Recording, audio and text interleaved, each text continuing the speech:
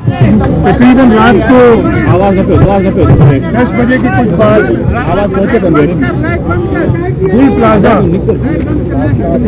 कराची का तकरीबन 40 साल ज्यादा एक ऐसी जगह है जहां पे लोग अपनी खरीदारी करने आते हैं और खास तौर पे आजकल जो शादियों का सीजन है उस सिलसिले में लोग अपनी फैमिलीज के साथ यहाँ आते हैं। कल रात को 10 बजे के कुछ बाद यहाँ आग लगने की इत्तला हुई। हमारे जो म्युनिसिपल अथॉरिटीज हैं उन्होंने इमीडिएटली एक्ट किया, जो मुझे इत्तला दी गई, और ये जरूर सारी चीजें वेरीफाई होंगी।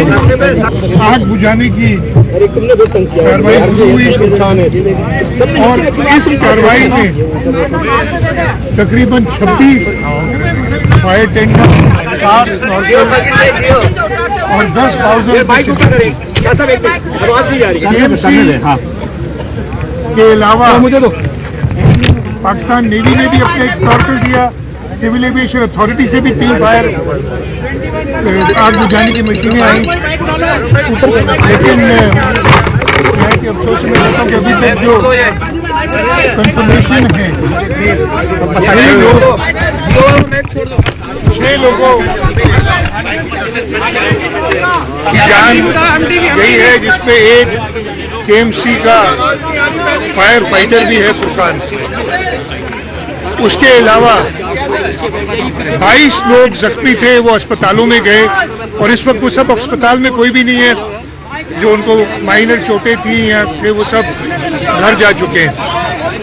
लेकिन जो बहुत ज़्यादा तशवीश की बात है, एक तो खैर तशवीश तो हर चीज़ की है कि तकरीबन 58, कुछ लोग कहते हैं 60 से भी ऊपर लोग लापता हैं।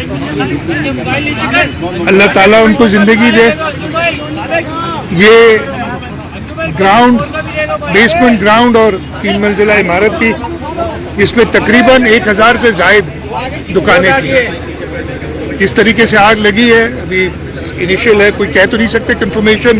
कहते हैं कि शायद किसी एक दुकान में शॉर्ट सर्किट के बाद ये आग लगी और ऐसा मटेरियल था उधर इन्फ्लेमेबल की वो तेजी से फैली है। और जो हमारे फायर फाइटर्स थे उनको जगह नहीं मिल रही थी अंदर जाने की, जिसकी वजह से और नुकसान हुए।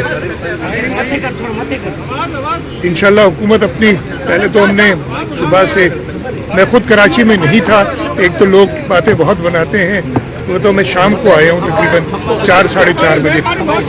कराची से मैं बाहर था, लेकिन मुझे रात को देर से इत्तला मिली थी तकरीबन 12 बजे, और कमिश्नर साहब से मैं राब्ते में था, डिप्टी मेयर से मैं राब्ते में था, और चीफ सेक्रेटरी साहब ने भी सुबह 7 बजे मुझे बताया था, और वो खुद भी इधर आए। सईद गनी साहब ने इधर चक्कर लगाया और जायज़ा लिया जो भी इक़दाम हो रहे थे। मैं एक बार फिर कहूँगा, बहुत अफसोसनाक वाक़या है। एक सेकंड में ख़त्म कर लूँ। बहुत अफसोसनाक वाक़या है। 2 चीज़ें हैं कि तो अभी भी इस वक्त भी हम ज़्यादा कोशिश तो ये कि अल्लाह करे कोई जो 58 या 60 से ऊपर जो कह रहे हैं लोग लापता हैं, उनमें से अल्लाह करे कि कोई मिल जाए, सबसे पहले ये होगी। उसके बाद बहुत सारी, मुझे पता है कि आपके सवालात होंगे। हुकूमत हमेशा, और ये पहली बात नहीं है पाकिस्तान पीपल्स पार्टी की हुकूमत, बोल्टन मार्केट में जो सानिया हुआ था उस वक्त सदर आसिफ अली जरदारी ने खुद वफाक से मदद दिलाई थी सूबाई हुकूमत को और उनको कॉम्पनसेट किया था। हमने कराची चेंबर के थ्रू कॉम्पनसेट किया था। उसके बाद टिम्बर मार्केट में आग लगी थी, उसमें भी लोगों को कॉम्पनसेट किया था। इधर भी चांद की तो कोई कॉम्पनसेशन है नहीं, लेकिन हमारी हद्दुल इम्कान कोशिश होगी कि जो छोटे ताजिर जिनका यहाँ नुकसान हुआ है वो हम एक ट्रांसपेरेंट तरीके से, जैसे हमने पहले बोल्टन मार्केट में और टिम्बर मार्केट में किया था, कोशिश यही होगी कि ट्रांसपेरेंट तरीके से उनके नुकसान का अजाला किया जाए। एक बार फिर मैं कहूँगा, जिनकी जान गई है उसका तो कोई अजाला। पाकिस्तान के कई बड़े शहरों से ज्यादा टैक्स ये मार्केट देती है। क्या वज़ीर आज़म ने भी कोई राब्ता किया क्या उनकी भी कोई जिम्मेदारी थी पाकिस्तान को 70% टैक्स देने वाले शहर से? मुझे वजीर आजम साहब ने अभी तक मुझसे रब्ता नहीं किया, लेकिन मैंने मीडिया में देखा है कि उन्होंने जरूर मुझसे पर्सनली रब्ता नहीं किया, हुकूमत से शायद किया। सीएम एक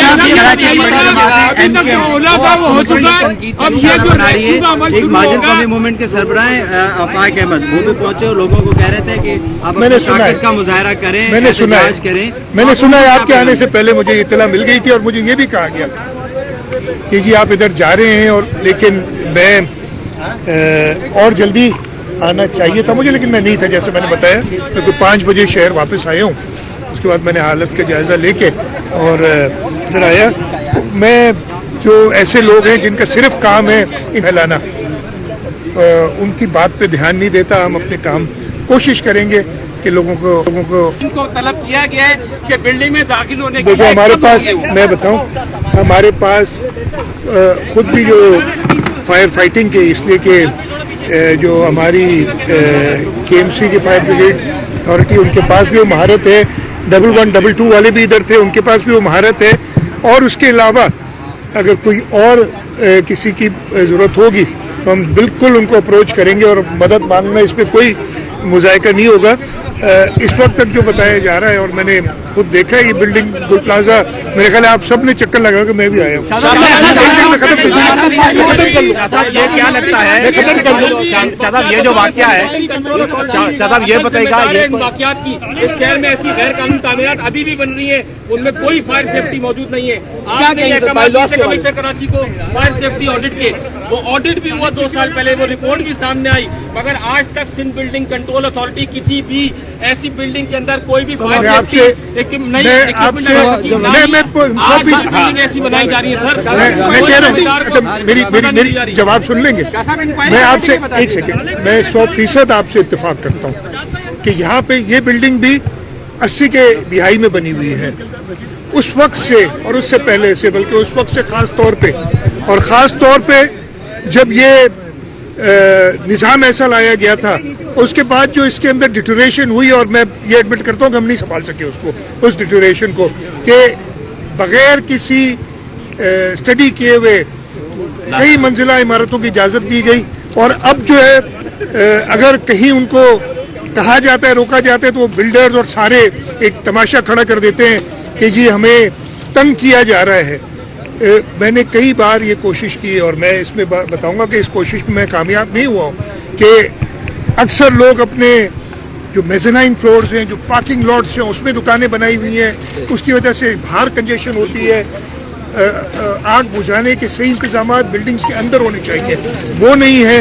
आग में अगर खुदा न खास्ता हो तो फायर एग्जिट्स प्रॉपर मार्क्ड होनी चाहिए, ना सिर्फ यहाँ बल्कि मेरा ख्याल है पूरे पाकिस्तान में नहीं है। लेकिन मैं जिम्मेदारी हमारी बिल्कुल बनती है कि हम इधर देखें, और इस आने के बाद जरूर पहले इधर से ये कोई साजिश नहीं लग रही साहब, ये क्वेश्चन ले लेके कहा जा रहा है कि जो रेस्क्यू टीमें हैं वो लेट पहुंची है, 1.5 घंटा वो लेट पहुंची है, और जिम्मेदारों को क्या करवाई? मेरी बात सुने साहब, ये एक सेकंड इनका जवाब दे दूं यार, सवाल आया है ना, अच्छा सवाल है आपका। देखें, जो मुझे इत्तला है 10:27 पे यहाँ पहला पहुंचा था फायर टेंडर, तो वो लेट नहीं हुआ। 10:16 पे इधर से इत्तला गई है, 10:27 पे यानी 11 मिनट बाद पहला। लेकिन लोग कह रहे हैं तो हम उनकी बिल्कुल तहकीक होगी कि किसने किसी की कोताही हुई तो उसको बिल्कुल सजा मिलेगी। अब आखिरी सवाल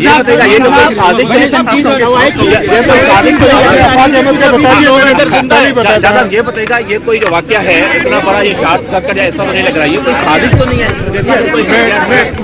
मैं बिल्कुल इसके बारे में कमेंट नहीं करूंगा, इसलिए कि मुझे पता नहीं है। अगर पता होता किसी साजिश का तो सबसे पहले आपको, मुझे पता नहीं, लेकिन जरूर ये जो देखिए, मैं इसके बारे में डेफिनेट जवाब नहीं दे सकता। बहुत पेचीदा हालात है, और इंशाल्लाह जो भी हद्दुल इम्कान इंसानी कोशिश होगी वो यहाँ की जाएगी।